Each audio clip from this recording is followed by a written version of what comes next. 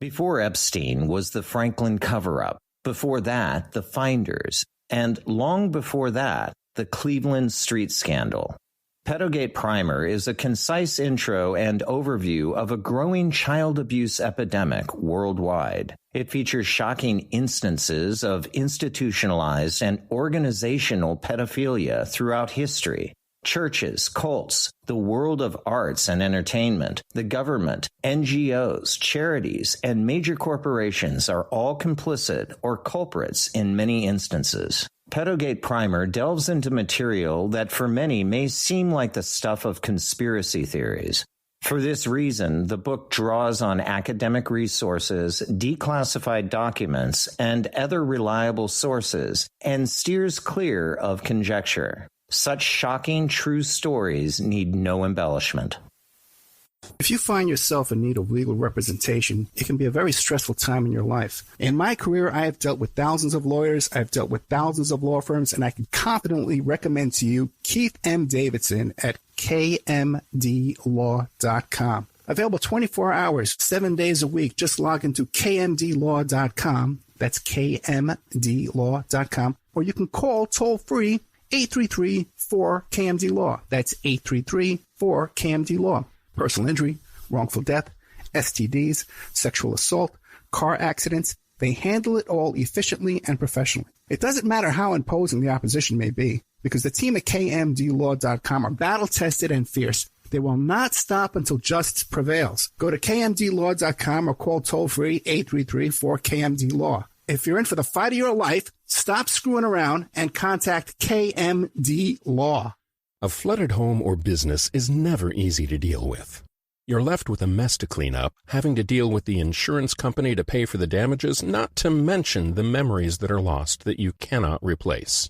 And Aquadam can be another tool in your arsenal to protect your home or business from the floodwaters, a hurricane storm surge, or the king tides.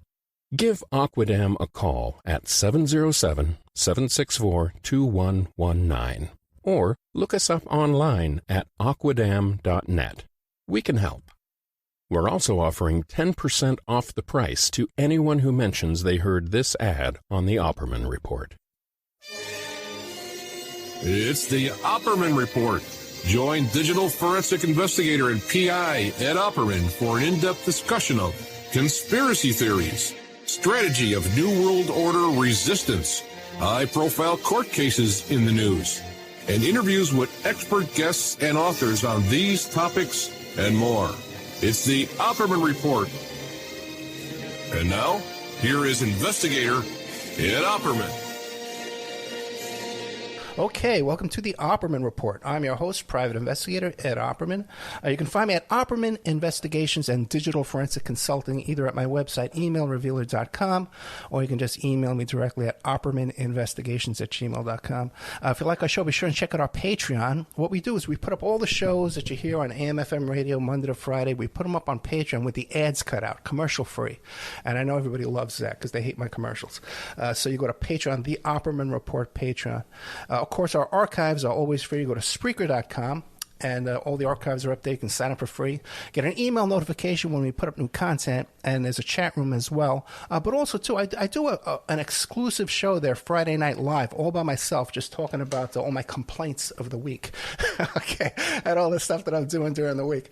I'm really excited about today's show. We have Mike Rothschild, and he's an expert on cults and QAnon and pretty much anti-Semitism. With a name like Rothschild, you gotta imagine how this guy has probably been aware of this for a long time.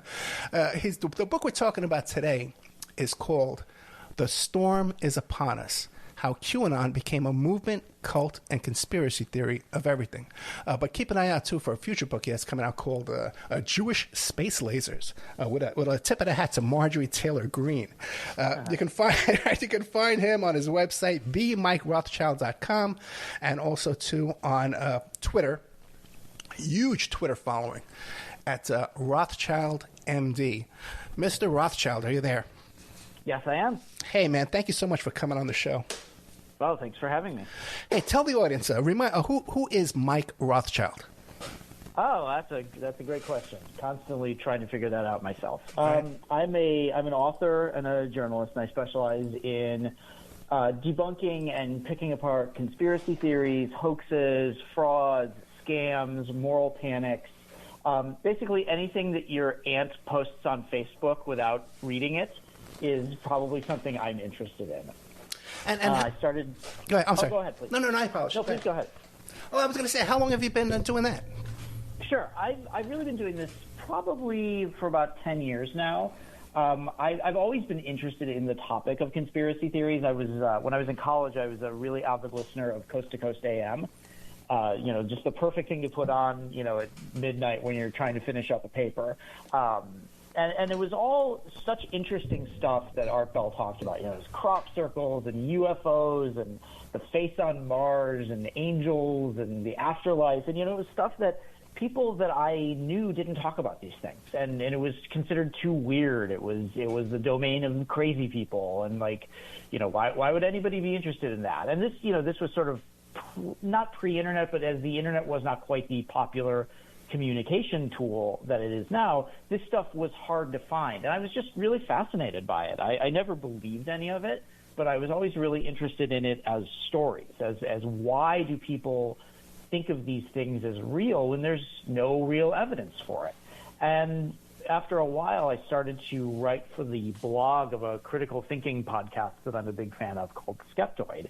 And I did that for a couple of years just as like a once-a-week thing, just to kind of see if I enjoyed it. And that kind of led to one thing after another, and there weren't really a lot of people writing about this stuff in the kind of the mid-aughts, or the mid-teens, I guess. And it led to some journalism gigs, and now I'm very fortunate in that I'm able to do this as a full-time gig and you really understand these things and write longer pieces and write a couple of books and work on TV projects. And, now, of course, this stuff is everywhere.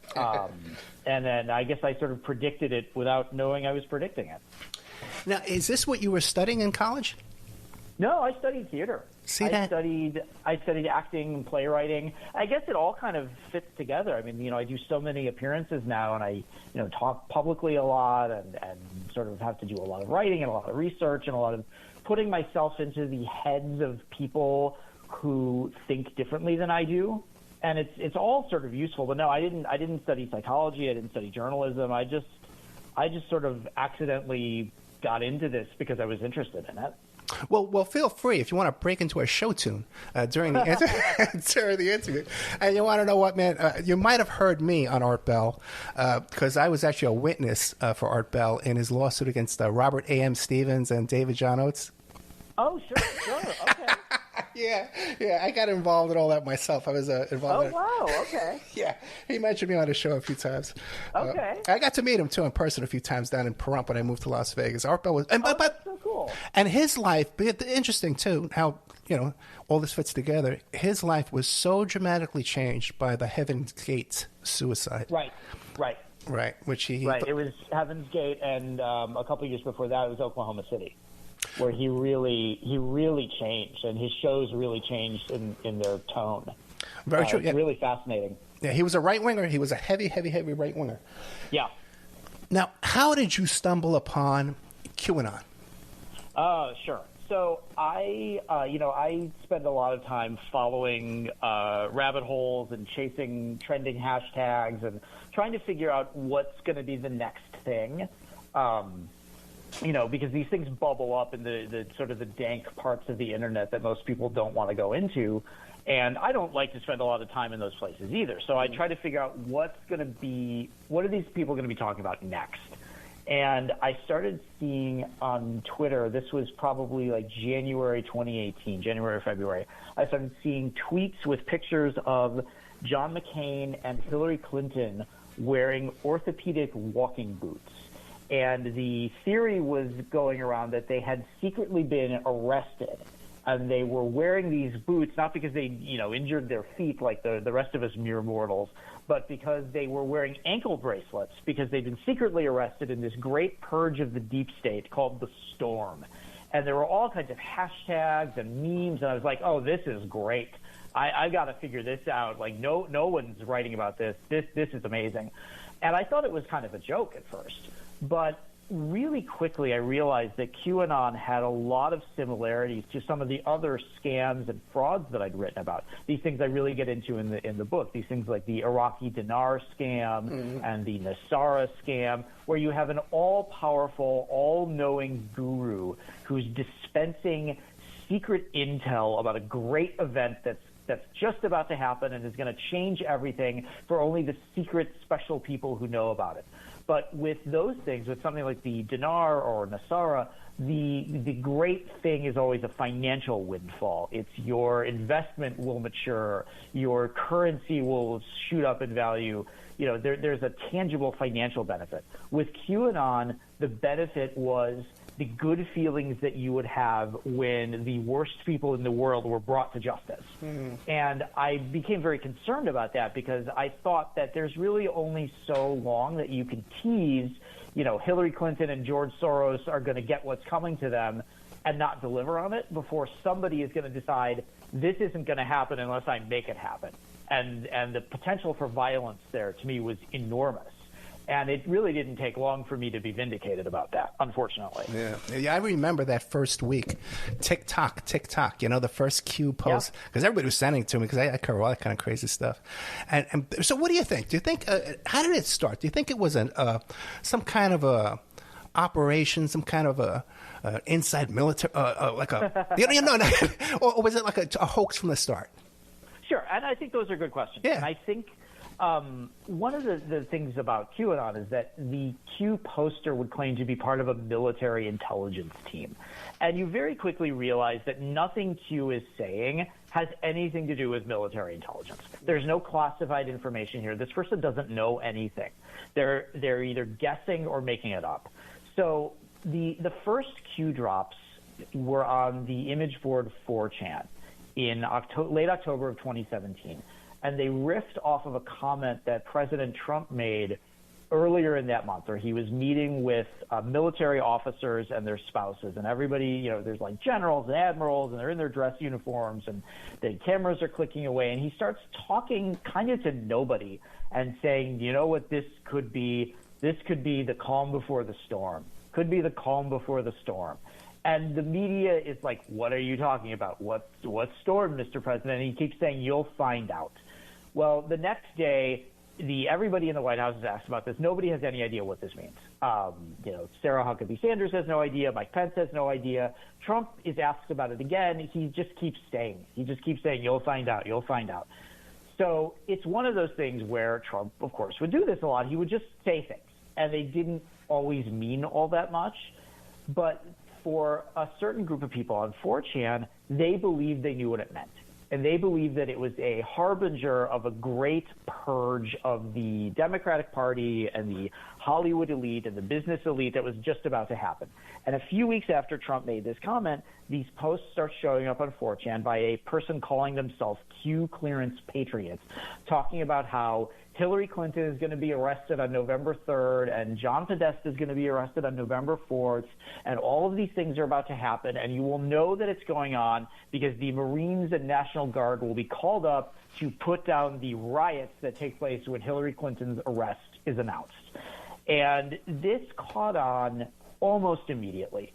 And it caught on, I think, for a couple of reasons. The first is that it was about Hillary Clinton being arrested, and this was something that a lot of people really wanted it to happen. The other is that it was very fluent in the language of sort of evangelical prophecy and 4chan nonsense. It combined all of these different things in a very compelling way that was very quickly turning itself into kind of an interactive Tom Clancy story. There was high-level intrigue, there were riots, there were arrests, there were secret military teams, there was like good versus evil, and it was all presented in a sort of a Da Vinci Code meets Hunt for Red October, meets like interactive game kind of way. And whoever was doing it was very good at it. There's a lot of misconception that it was like a troll that got lucky. I don't think it was luck. I think it was somebody who really knew how to speak the language of people who were on 4chan, and it broke out in a very viral way, the way a lot of other things have broken out from 4chan. So that's a very complicated explanation for it. It was an interactive story that people really wanted to be true, so they ran with it. Okay, but the actual the first post, was that like Alan Abel type hoax, or was it like operatives, like a Stone and those kind of characters?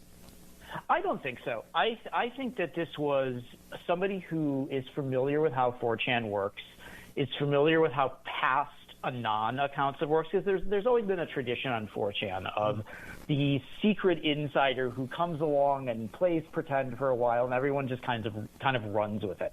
There was FBI Anon. There was White House Insider Anon.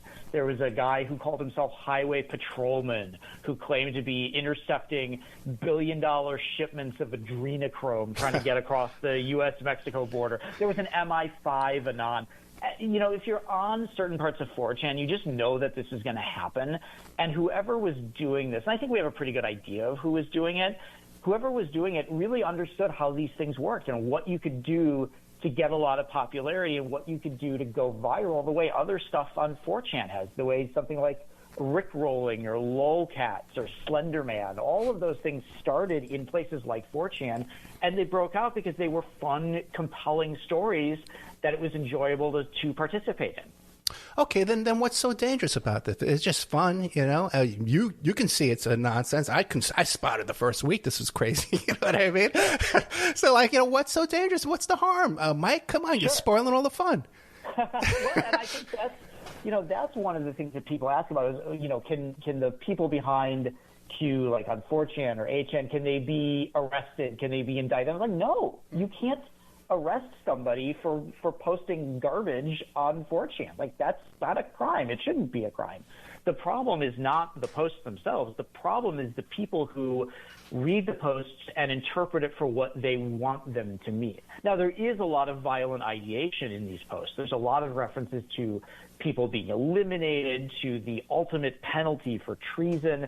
There are points in QAnon, especially as you go later on, when there are people who are directly focused on for harassment, people who have really nothing to do with any of this stuff that Q is talking about, but make a convenient target for organized harassment. You can't do that, but it's not presented in a way that says, hey, go kill this person. It's always done in a very mob speak kind of, we know what's going on. It'd be a shame if something happened to this person. I'm not saying that they're doing anything. I'm not saying they're not. So it's really the interpretation of the people reading the posts and claiming that they are saying what they want them to say. Now, some of that is clearly driven by mental illness. And you've had a couple of some of the worst incidents of violence in QAnon have been perpetrated by people who were then found to be incapable of standing trial. Multiple murders have been committed by Q believers who were found to not be in control of their own actions. But it's playing into these things that these people already believe, so they get wrapped up into the worldview that they already have. So you're reading this text that can be interpreted in a number of different ways, and a few people will interpret it in the worst possible way. Yeah, that's so true. The guy who killed John Calley on Staten Island, right? He was a big Q supporter, and coincidentally, by the way, he lived right next door to some friends of mine on Staten Island. Okay, so we know his whole story. That guy's been a troubled guy since his childhood. And then it was a guy Hoover Dam. The guy went up with an armored vehicle on Hoover Dam, Yeah, and that's really where the problems start to come in, because you have these people who don't get that this is fake.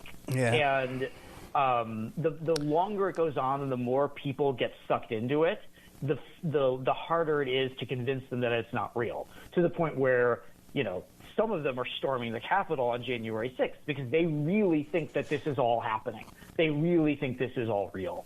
And that to me is where the responsibility of certainly the Q poster, but you're never going to get them to admit what they're doing. But the responsibility of the social media platforms to step in and say, this is not harmless fun anymore, and we need to do something about this. Yeah, because Jim Watkins, the Filipino pig farmer, who's up to his neck in all this, he was there January 6th. We see him, he was there on January 6th. Right. He was outside the Capitol. He never went in. None of the smart guys, influencers. None of the big influencers went in the Capitol. They left that to the minions to go in and do that. They were tweeting about it. They were standing outside. Ron Watkins, his son, was in Japan the whole time. I mean, they don't put themselves in danger. They leave that for other people. Now, Mike Rothschild, in your book, The Storm is Upon Us, How QAnon Became a Movement, Cult, and Conspiracy Theory of Everything, do you touch upon that some of these Q followers, while gullible, are good-hearted people? Their sentiments are kind of they're worried about children being exploited, being trafficked. On the one hand, these are well-meaning people. And I think it makes it really difficult because they do believe that they are the good guys in this. They believe that they are on the right side of history. They believe that they are on the side of God and on the side of the angels, and that the people hurting children, the people rigging our elections, the people poisoning us through our food and through the pharmaceutical industry, those are the bad people.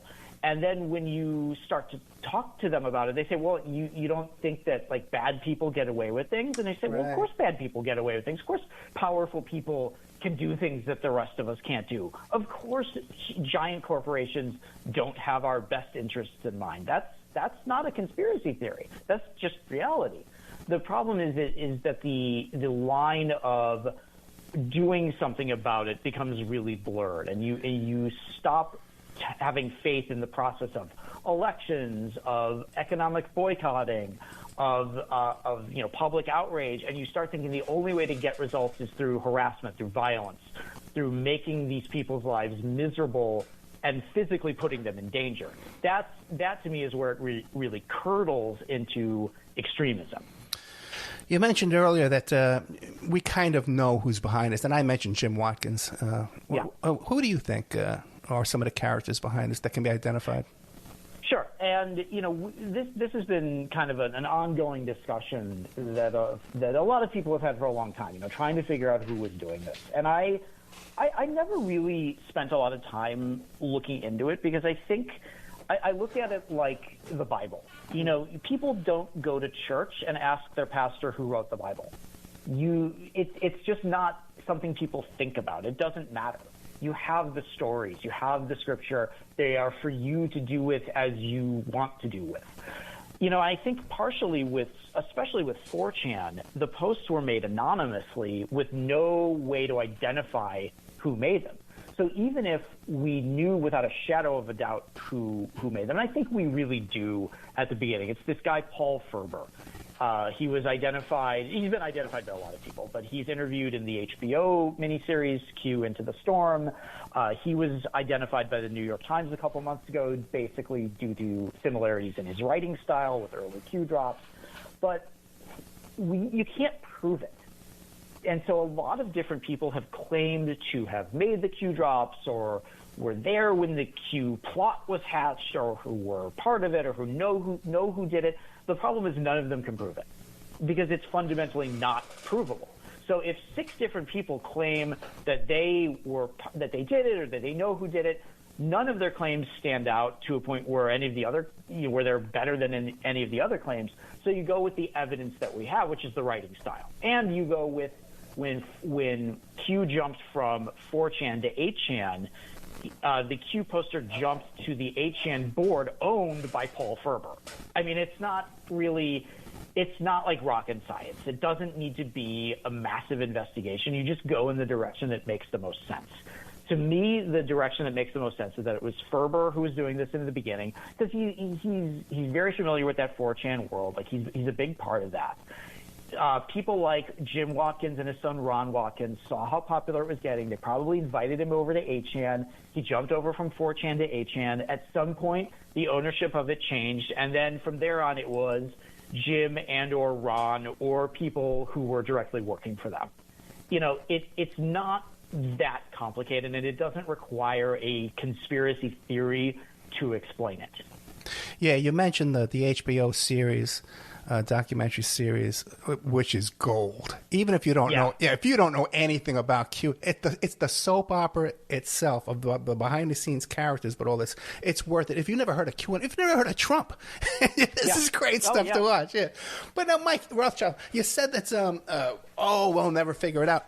Certainly, okay, if there was a Q-level security clearance, okay, out there divulging this information, the NSA, the FBI, the CIA would know immediately. They would know within a day, okay, which is why I always said this is nonsense. And also, too, Q at the very beginning said, well, the reason why I talk in this little fortune cookie code and drop little clues here is because once the algorithms catch me and the bots catch me, they'll swoop in. Okay, by now everyone knows it. Why can't you talk normal now? Right. Yeah, totally. And it's all, if you know anything about the way this stuff works, you can immediately see that it's fake. I mean, even that term Q clearance.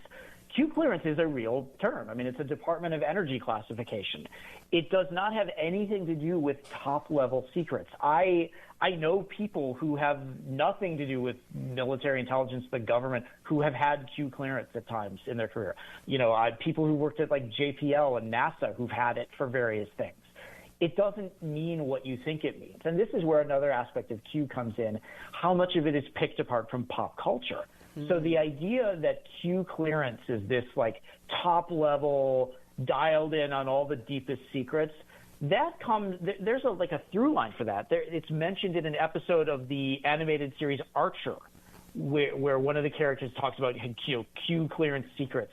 It's talked about in the book Behold a Pale Horse, where William Cooper claims to have had like top secret Q level clearance. It's just nonsense. It's something that if you know anything about it, you know immediately that that's not true.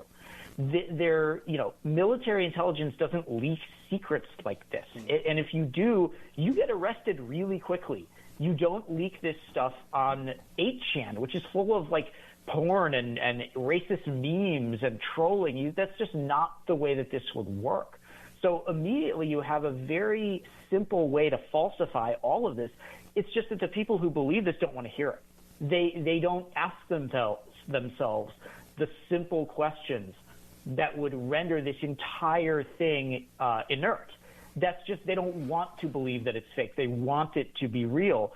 So they live their lives in a way that avoids asking those very simple questions. And how many people do you think that are from the very beginning were wise to that, but just said, hey, let's just keep pushing this along because we'll look at this army we're building up of the gullible maniacs that we can use in the future, as opposed to people who are the gullible maniacs? Sure. It's really hard to tell. It's very hard to tell who believes what in this world. And one of the things I tried to do with the book was try to answer that question. Do they really believe this is real? You can't ask them because, of course, they're going to say, yes, of course I believe it's real. None of the influencers are going to say, no, it's all a joke. I'm just conning these idiots. Ha-ha. But if you look at the pre-QAnon social media of these people, it's clear that this is already who they are. They're already dialed into conspiracy theories. They're already dialed into anti-Semitism. They're already dialed into a cabal of pedophile elite Jews runs the world. Q is just a more monetizable way of being in this world. So this is not something that they're just faking. This is not a persona. This is really who they are. It's just ramped up to 11 and done in a very public way that strings people along who absolutely believe it. You come to believe that it's real because at some point it's just too exhausting to fake it otherwise. Yeah. But Mike, Mike Rothschild, you say that they're anti-Semitic, but whenever I call them out on anti-Semitism, they explain to me that, oh, no, they're anti-Zionist. Until I ask them what they think Zionist means. Right. They can't tell me. Right. But, yeah, what do you make of that, bro?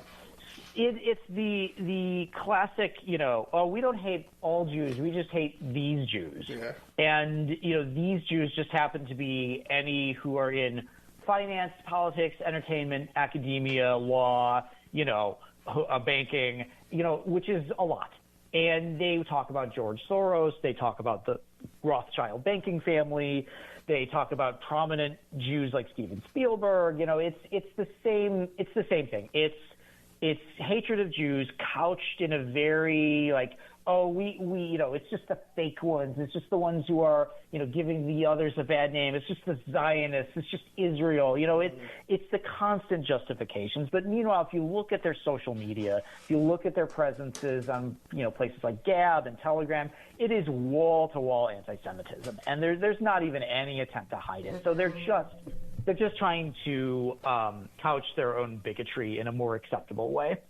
Very true. And I could tell you firsthand that some of these characters who I've interviewed on the show over the years, then I wind up privately on mailing lists with these characters, or in private, they're just openly anti-Semitic. Jew hate right. is totally. their main goal in life. Fascination. Totally. Yeah, I don't totally block them. Okay, we're talking to Mike Rothschild. And mostly about his book, The Storm is Upon Us, How QAnon Became a Movement, Cult, and Conspiracy Theory of Everything. You can find it on Amazon. Great reviews on Amazon. But also, he's got a book coming up called Jewish Space Lasers. Now, we got to look into that. Because, Mike, I gotta defer with you on that, because weren't those directed energy weapons not Jewish space lasers? Okay. All right. We gotta take a commercial break. We'll be back with more of Mike Rothschild after these messages. And now a word from our sponsors. A flooded home or business is never easy to deal with. You're left with a mess to clean up, having to deal with the insurance company to pay for the damages, not to mention the memories that are lost that you cannot replace. And Aquadam can be another tool in your arsenal to protect your home or business from the floodwaters, a hurricane storm surge, or the king tides. Give Aquadam a call at 707-764-2119 or look us up online at aquadam.net. We can help. We're also offering 10% off the price to anyone who mentions they heard this ad on the Opperman Report. If you find yourself in need of legal representation, it can be a very stressful time in your life. In my career, I have dealt with thousands of lawyers, I've dealt with thousands of law firms, and I can confidently recommend to you Keith M. Davidson at kmdlaw.com. Available 24 hours, 7 days a week. Just log into kmdlaw.com. That's kmdlaw.com. Or you can call toll-free 833-4KMD-LAW. That's 833-4KMD-LAW.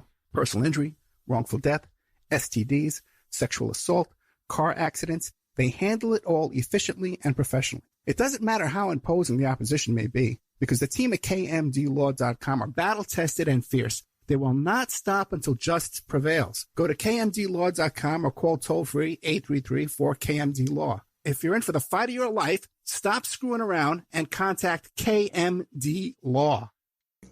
Before Epstein was the Franklin cover-up. Before that, the Finders. And long before that, the Cleveland street scandal. Pedogate Primer is a concise intro and overview of a growing child abuse epidemic worldwide. It features shocking instances of institutionalized and organizational pedophilia throughout history. Churches, cults, the world of arts and entertainment, the government, NGOs, charities, and major corporations are all complicit or culprits in many instances. Pedogate Primer delves into material that for many may seem like the stuff of conspiracy theories. For this reason, the book draws on academic resources, declassified documents, and other reliable sources, and steers clear of conjecture. Such shocking true stories need no embellishment. It's the Opperman Report.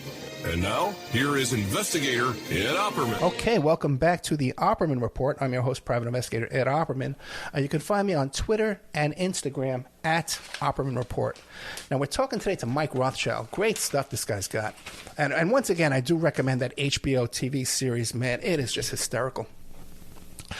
You can find Mike on Twitter at RothschildMD. You can find his website at themikerothschild.com. And we're talking about his book. You got one coming up called Jewish Space Lasers. Which, believe it or not, we have a sitting congresswoman talking about that, you know? that's where the title is. That's my work in progress.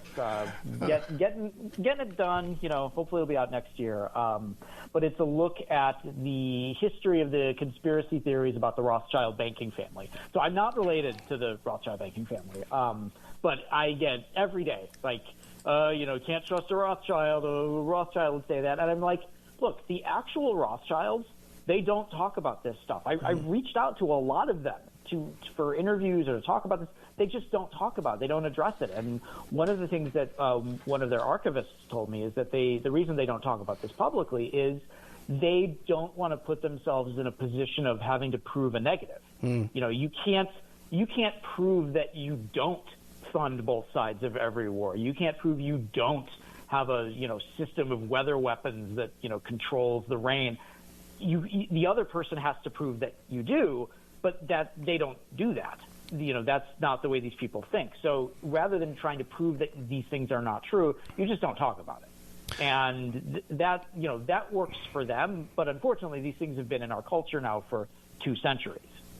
Yeah, and the Rothschild name, too, came up with the Arizona pedo camp, pedophile camp, which was a tunnel almost. There was some digging going on there. It was right next door to a cement plant, and the mayor was a Rothschild. Right. The mayor, Jonathan Rothschild, I think his name was. And, of course, these people think that everybody who has the same last name is related. Yeah. I mean, it's just bonkers. But, you know, But with the laser thing, that was Marjorie Taylor Greene on Facebook, I think 2018. I mean, nobody knew who she was then. But she was talking about how the, you know, head of Pacific Gas and Electric was on the board of some Rothschild company, and, you know, these Jews and their weather control. And this is not an uncommon belief that the Rothschilds specifically control the weather. And I'm just like, why would you possibly think this? What is it about this name, this family, that really never had a particular impact in American finance? Why these people? And I, you know, put a book pitch together about it, and now I'm working on it. You know what the thing is? People are so distrusting, and we have been lied to. I guess it all started with JFK, right? You know, JFK assassination. We have been lied. MLK and you know, all these assassinations. I mean, RFK. We were lied to. You know, so we're suspicious of everything. But now we can't jump over. You know, too far. You know. Right. What are some of the? Go ahead. Oh, you know, we are, as humans, we are pattern seeking. We are. You know, our brains have evolved to look at something we don't understand or can't determine and think it's dangerous. So people who have conspiratorial beliefs, they're not wrong, they're not crazy. It's just some people just take it too far. Now, speaking of too far, because I was going to mention the JFK Jr., Mr. Fusco, who, by the way, no joke, he's photographed with that guy, with the bombs, that pipe bomber, you know? Yeah. He's photographed with the Mr. I had him on the show. I forget his name, but the Blacks for Trump, who was part of that Yahweh Ben Yahweh cult and was arrested for trying to cut a man's head off with a dull machete. Right. This is no joke. Right. But tell us about him. We know who Mr. Fusco is. How does he become JFK Jr.?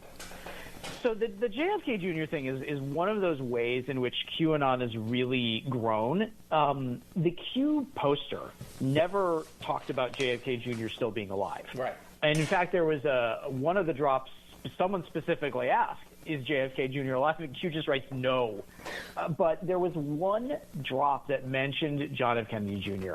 in the guise of a completely different conspiracy theory, that Hillary Clinton was the one who engineered his plane crash to get him out of the way so that she could run for the Senate in New York. Now, never mind that John F. Kennedy Jr. never actually announced that he was running. He only talked about doing it privately. There was never an organized campaign. And we know what happened with his plane. It was pilot error. You know, it was clearly pilot error. He got out too far and he got confused in, dusk and crashed. I mean, that happens quite often to light planes. It has nothing to do with him still being alive. In fact, the entire crux of that is that he's actually dead. But there are certain people who believed that John F. Kennedy's son faked his death, was hiding in a bunker somewhere, for 20 years waiting to be unveiled by Donald Trump, but that he was also this guy, Vincent Fusca, this guy living in Pennsylvania who looks nothing like John F. Kennedy Jr. John F. Kennedy Jr. is a handsome, dashing figure. Vincent Fusca, I don't know that I'd use the word handsome to describe him. But they just decided that this is who he is. And then this small sect of QAnon, this negative 48 group, decided to go even further with it and decide not only is John F. Kennedy Jr. still alive, but John F. Kennedy is still alive, and Michael Jackson is still alive, and Tupac is still alive, and all of these celebrities who faked their deaths are going to come back, and it's going to be a beautiful utopia. 104-year-old John F. Kennedy is going to resume the presidency. Donald Trump will be elevated to King of Kings. You can read it all through the gematria interpretations of tweets. I mean, it's madness, and it is absolutely 100% a cult. And unfortunately, it's gotten to the point where the negative 48 thing has been going for so long, we've all kind of forgotten about it. And we've been distracted by 1,000 other things that are, to be fair, more important. But I definitely still think that there is some danger there. There's some behavior control there. There's some thought control. And unfortunately, we've all just sort of gotten used to it. And even the people who were taking it really seriously are just not following it anymore. Yeah, I know. The list goes on of celebrities and famous people who fake their death. It just goes Dale Earnhardt Jr., Sure. Yeah. Now, but one of the mainstays of Q that kept it running so long was that Mueller was actually working for the White Hats. What do they call them now? The generals? Those guys. Yeah, all the generals, the White Hats, the this, the that, yeah. Yeah, and that when the Mueller report came out, it was going to exonerate Trump. They were going to arrest Hillary. Stone was going to get pardoned. Everything was going to turn around. Right. What else has not come true? None of it has come true. The whole thing with Q is that you very quickly see a change in the tone of the Q drops. The first maybe 150 are very concrete predictions. This is going to happen on this day at this time, and here's how you will know it's happening. Well, none of those things happened. So but Q was taking off. Q was becoming very popular already. So the Q poster very quickly changed their tactics, and the very specific predictions became very vague predictions. They became very cryptic, very rhetorical, things that you can't really falsify because they're not really claiming anything. And that's really what Q did for most of their run making posts. These very vague, very non-specific things like big week next week or watch the water or, trying to decode pictures of dogs, just very, very rhetorical, esoteric stuff. But you can't say, well, that's a prediction that didn't come true because it wasn't predicting anything. And it's done in a way that it can never really be falsified. It can always be reinterpreted to mean something else. Why do you think it took so long for the press to ask Trump? Because everyone was saying, "Oh, look at his hand movements. He just made a Q with his arms." Right. Why do you think it took him so long to say, "Hey, man, let's settle this right now today over lunch"? Is this real or not? Sure. And of course, that was rolled into the conspiracy. The media is not asking him about it because if they did, he would have to admit that it's all real and that they're part of the cabal. I mean, that makes no sense. I think generally people didn't ask it because they didn't take it seriously. It was too weird. It was too goofy. It was like you waste your few seconds that you get with the president asking him about this stupid conspiracy theory. I mean, it would be like asking Bill Clinton about Roswell or like George Bush about the moon landings being fair. Like, why would you do that? Like, there's actual pressing issues rather than this goofy thing that very few people even know about. Now, it got to the point where it was you had to ask, and there was so much going on with it. There had been so many violent acts committed by these people in the name of Donald Trump that at some point you just had to ask about it. And then, of course, he's like, well, I don't know anything about it, but I know that they like me and they're against pedophiles, and who isn't against pedophiles, where he clearly knew enough to be able to talk about it cogently. But I think, yeah, people just didn't want to engage with it. It was just, we still labored under the delusion that if you don't talk about something, if you ignore it, it will go away.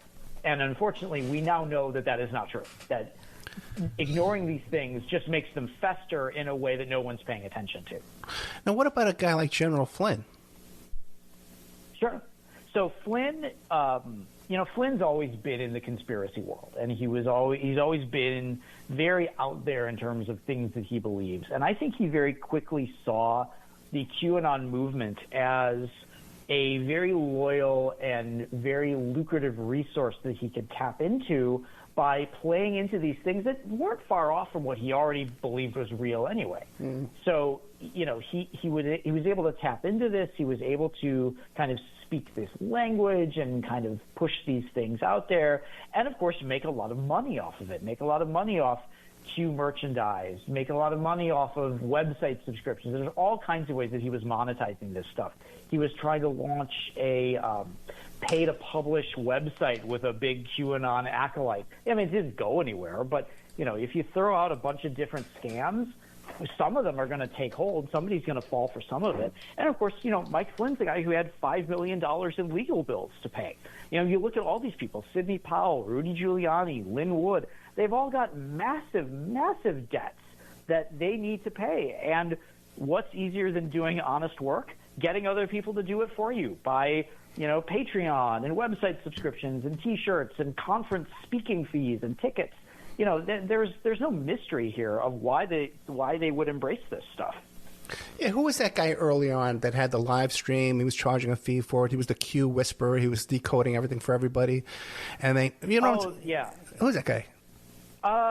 There's a ton of people. I mean, there's Praying Medic, there's In the Matrix, there's Jordan Sather. There's all these people who basically turned prophetic conspiracy theories into careers.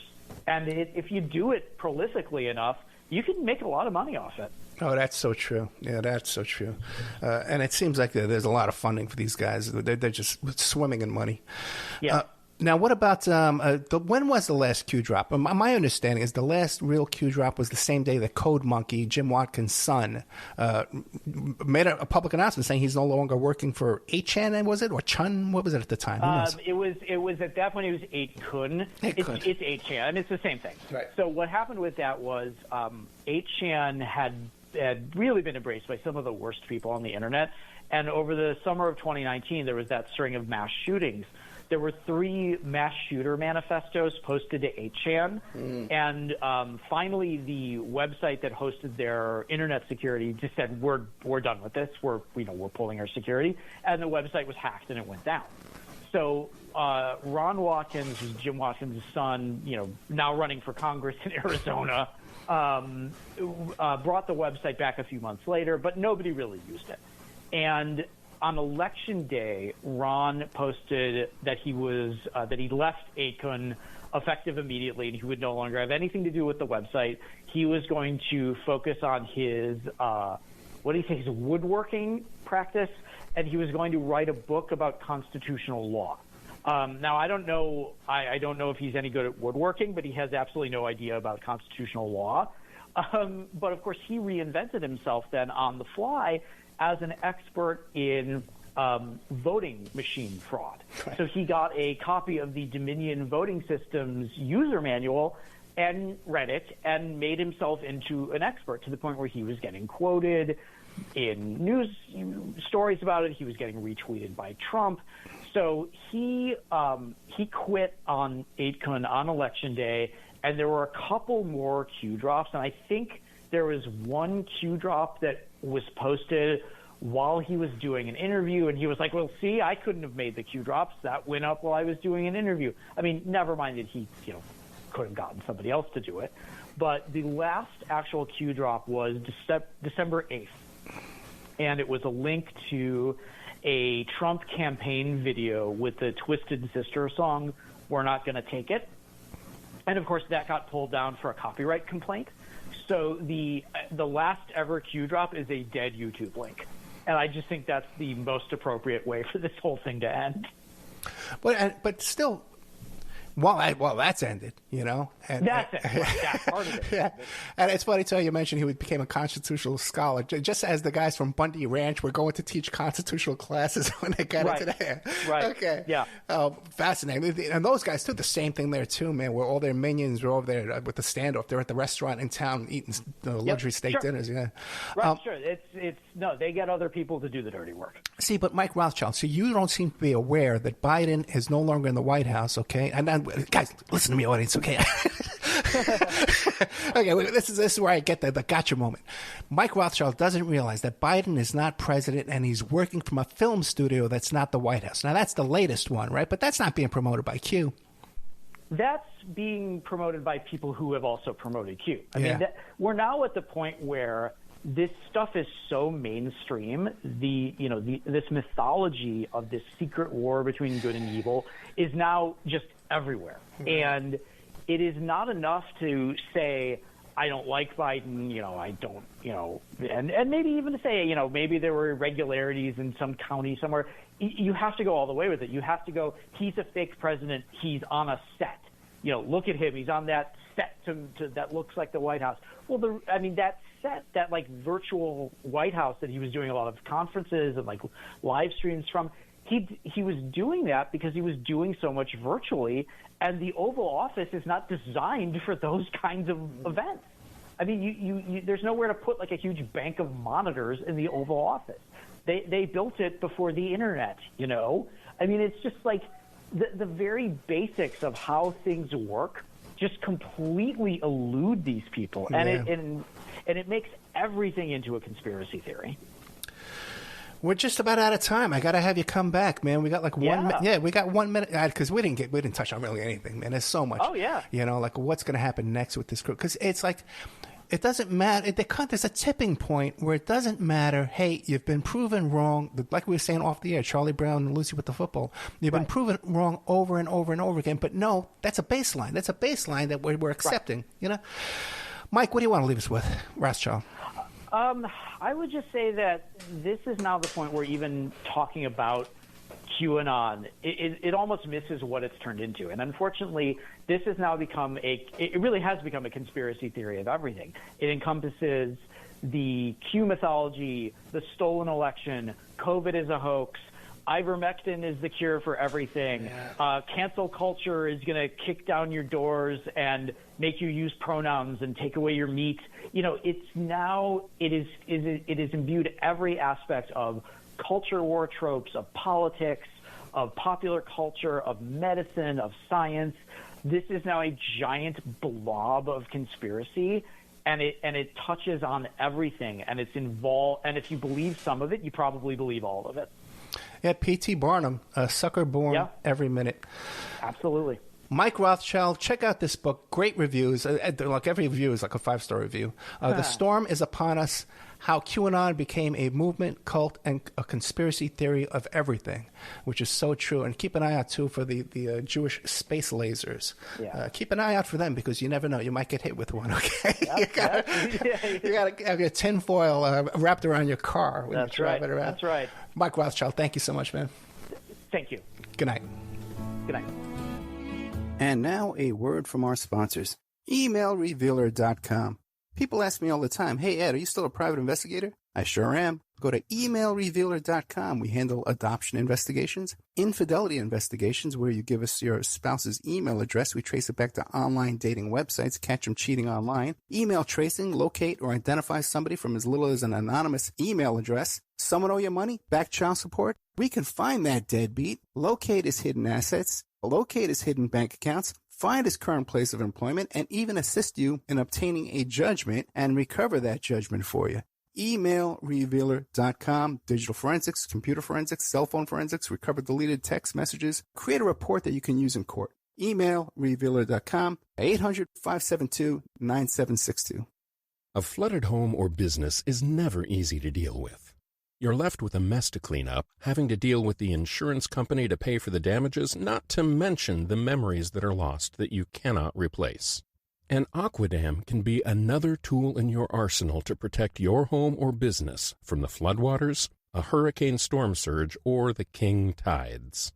Give Aquadam a call at 707-764-2119 or look us up online at aquadam.net. We can help. We're also offering 10% off the price to anyone who mentions they heard this ad on the Opperman Report. If you find yourself in need of legal representation, it can be a very stressful time in your life. In my career, I have dealt with thousands of lawyers, I've dealt with thousands of law firms, and I can confidently recommend to you Keith M. Davidson at kmdlaw.com. Available 24 hours, 7 days a week. Just log into kmdlaw.com. That's kmdlaw.com. Or you can call toll-free 833-4KMD-LAW. That's 833-4KMD-LAW. Personal injury, wrongful death, STDs, sexual assault, car accidents, they handle it all efficiently and professionally. It doesn't matter how imposing the opposition may be, because the team at kmdlaw.com are battle-tested and fierce. They will not stop until justice prevails. Go to kmdlaw.com or call toll-free 833-4KMD-LAW. If you're in for the fight of your life, stop screwing around and contact KMD Law. Hey, if you have something you want to promote, like a business or a website, you got a big event coming up, consider advertising on the Opperman Report. We have excellent advertising rates for you. We're on KCAA on 3 different frequencies on AM/FM in California, KSHP 1400 AM in Nevada, WWPR in Florida, the Tampa Bay area, 1490 AM, and also WWNN, which is on the east coast of Florida, all the way from Miami up to Port Bay, with 175 miles of I-95. The advertising rates are very affordable. Once your ad goes up and we play the show on the podcast and on the YouTube channel, those ads stay up there forever. And then we play repeats every single night of classic Opperman Report shows. And your new ads will be inserted into those repeats that play every single night. So the saturation is incredible, and the rates are very affordable. Contact me at oppermanreport@gmail.com.